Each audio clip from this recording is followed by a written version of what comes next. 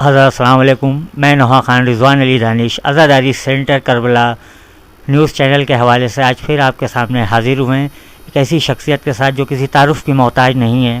حجت الاسلام والمسلمین علی جناب مولانا مرزا شاہد حسین صاحب قبلہ موجود ہیں. میں آپ سے یہ چاہوں گا کہ آپ اپنا کیا پیغام ماہ رمضان پہ اور جو روزے لوگ مومن مومنات رکھ رہے ہیں اس سلسلے میں آپ کیا پیغام دینا چاہیں گے عوام کو؟ اعوذ باللہ من الشیطان اللعین الرجیم. بسم اللہ الرحمن الرحیم.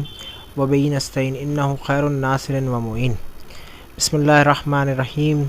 یا ایھا الذین آمنوا کتب علیکم الصیام کما کتب علی الذین من قبلکم لعلکم تتقون.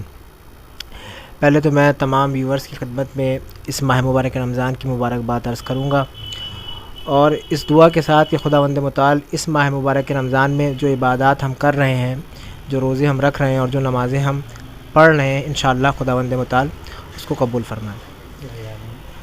قرآن مجید میں خداوند متعال نے ارشاد فرمایا ہے کہ ایمان والو، ہم نے تم پر روزوں کو واجب قرار دیا، فرض قرار دیا، جیسا کہ تم سے پہلے والوں پر واجب قرار دیا تھا. لعلکم تتقون، شاید تم متقی بن جاؤ، شاید تم پرہیزگار بن جاؤ. اب غور طلب بات یہ ہے کہ اس مہینے کو خداوند متعال نے دوسرے مہینوں پر فضیلت عنایت کی ہے. یعنی اسلامی اعتبار سے اگر دیکھا جائے رجب کا مہینہ ہے، شعبان کا مہینہ ہے، لیکن جو فضیلت ماہ مبارک رمضان کو حاصل ہے وہ اور مہینوں کو حاصل نہیں ہے. کیونکہ اس مہینے میں اگر ہم سانس بھی لیتے ہیں تو وہ بھی عبادت ہے، اگر ہم چلتے ہیں تو وہ بھی عبادت ہے، اگر ہم سوتے ہیں تو وہ بھی عبادت ہے. یعنی ہمارا ہر عمل عبادت میں شمار کیا جاتا ہے.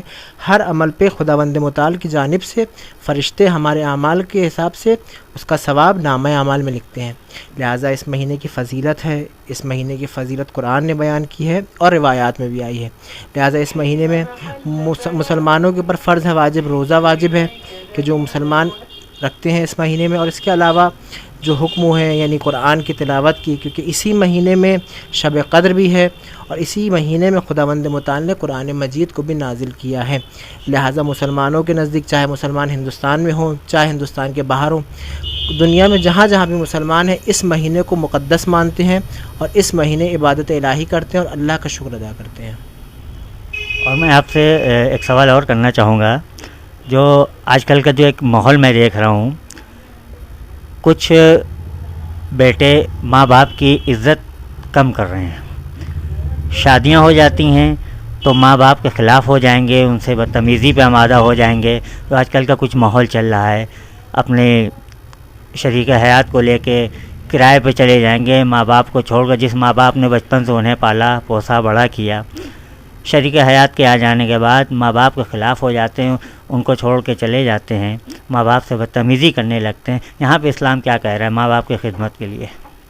دیکھیے، سب سے پہلے ہمیں اس بات کے اوپر غور کرنا ہوگا کہ ہمارے معاشرے میں، ہمارے کلچر میں یا ہمارے سماج میں جو چیزیں، جو اصول بزرگوں نے رائج کی ہیں، مثال کے طور پر احترام، ادب، تہذیب، تمدن، جو چیزیں ہمارے سماج و معاشرے میں عام تھیں یا ابھی بھی کچھ چیزیں جو ہمارے معاشرے میں بچی ہوئی ہیں، تو ان کے اوپر ہمیں جوانوں کو توجہ دلانا ہوگا. آج کیا ہو رہا ہے؟ آج ہمارے پاس انٹرنیٹ ہے، آج ہمارے پاس ٹیکنالوجی ہے، آج ہمارے پاس موبائل فون ہے، تمام طرح کی سہولتیں موجود ہیں، لیکن ہم اس سے استفادہ نہیں کر رہے ہیں. ہم اس سے اصل معنی میں سوء استفادہ کر رہے ہیں. ہم کس کو فالو کر رہے ہیں، ہم کس کی سیرت پہ چل رہے ہیں، ہم کس کو دیکھ رہے ہیں، یہ چیز بہت امپورٹنٹ ہے.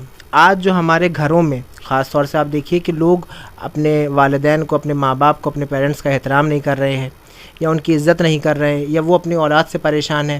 یا بعض جگہ دیکھنے کو ملتا ہے کہ جو آشرم بنائے جاتے ہیں، اولادیں اپنے ماں باپ کو جوانی کے عالم میں ان آشرم میں جا کر کے دے دیتی ہیں یا وہاں ان کو جمع کروا دیتی ہیں جس طرح سے. تو یہ چیز صحیح نہیں ہے. کیوں؟ کیونکہ یہ جو کلچر ہے یہ غربی کلچر ہے، یہ یوروپین کلچر ہے. ہمارے ہندوستان میں، ہمارے تمدن میں، ہمارے کلچر میں یہ سب چیزیں کبھی سے رائج نہیں تھیں. خود مسلمانوں میں والدین کے اطاعت کا اور احترام کا حکم ہے. قرآن بار بار کہہ رہا ہے وَبِالْوَالِدَيْنِ إِحْسَانًا، والدین کے ساتھ احسان کرو، ان کے ساتھ نیکی کرو. اگر وہ تم سے کچھ کہہ رہے ہیں تو اف بھی نہ کرو، یعنی اف کرنا بھی گناہ میں شمار کیا جاتا ہے والدین کی گفتگو پہ یا ان کی بات کے اوپر یا ان کے عمل کے اوپر، لہٰذا اسلام نے یہ کہا۔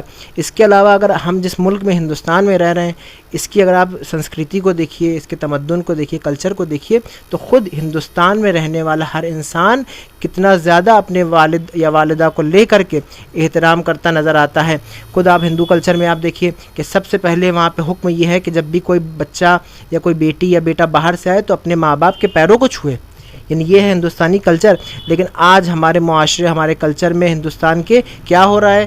الٹا ہو رہا ہے۔ کیوں؟ کیونکہ ہم جس کو فالو کر رہے ہیں وہ ہمارا کلچر نہیں، جن لوگوں کو ہم فالو کر رہے ہیں وہ ہمارے لوگ نہیں، جس کا نتیجہ یہ ہے کہ وہ سنسکرتی، وہ ادب، وہ احترام و کلچر ہمارے درمیان سے ختم ہو رہا ہے۔ لہٰذا ہم اس کلچر کو دیکھیں کہ جو ہمارے ملک کا کلچر ہے، جو ہمارے دین نے حکم دیا ہے، ان باتوں کے اوپر توجہ کریں۔ انشاءاللہ یہ مشکلات کی جو آ رہی ہیں وہ دھیرے دھیرے دور ہونے لگیں گی انشاءاللہ۔ ابھی آپ کے سامنے حجت الاسلام والمسلمین علی جناب مولانا مرزا شاہد حسین صاحب قبلہ اپنا بیان آپ سبھی کے روبرو تھے، اور میں آپ سے گزار رہوں گا پھر انشاءاللہ کسی موقع پر آپ سے پھر ایک گفتگو کی جائے گی۔ اور ایک بات نماز کے سلسلے میں اور پوچھنا چاہوں گا، جیسے کہ مسجد میں جماعت ہو رہی ہے، اگر کوئی نماز میں جماعت میں شامل ہونا چاہ رہا ہے، اگر وہ گھر سے نکلا، وہ مسجد تک پہنچنے میں اسے تاخیر ہو گئی اور وہاں جماعت شروع ہو جاتی ہے، تو اس وقت کیا کنڈیشن رہے گی؟ وہ جماعت میں شامل ہونا چاہ رہا اور جماعت شروع ہے تو کہاں سے وہ جماعت میں شرکت کر سکتا ہے؟ ایسی صورت میں بہرحال کیونکہ آپ نے ایک فقہی مسئلہ پوچھا ہے تو اس کے لیے علماء یہ فرماتے ہیں اور فتوے یہ ہیں کہ اگر کوئی انسان تاخیر سے جماعت میں پہنچا ہے یا مسجد میں داخل ہوا ہے تو جہاں پہ جماعت ہو رہی ہے، مثال کے طور پر اگر امام جماعت حالت رکوع میں ہے تو نیت کر کے فوراً حالت رکوع میں شامل ہو جائے، یعنی نیت کر لے کہ میں نماز پڑھتا ہوں۔ اگر مغرب کی نماز ہے تو نیت کر لے میں نماز مغرب پڑھتا ہوں، مجھ پر واجب قربتاً اللہ، تکبیر کہے اللہ اکبر اور نماز میں شریک ہو جائے، انشاءاللہ وہی ثواب اس کو ملے گا کہ جو جماعت والوں کو ملے گا۔ بہت بہت شکریہ۔ ابھی نماز کے حوالے سے آپ کے سامنے جناب خطاب کر رہے تھے، اسی کے ساتھ اس پروگرام کو یہیں تمام کرتے ہیں، انشاءاللہ پھر کسی موقع پہ شرکت ہوگی۔ حضرات السلام علیکم ورحمۃ اللہ وبرکاتہ۔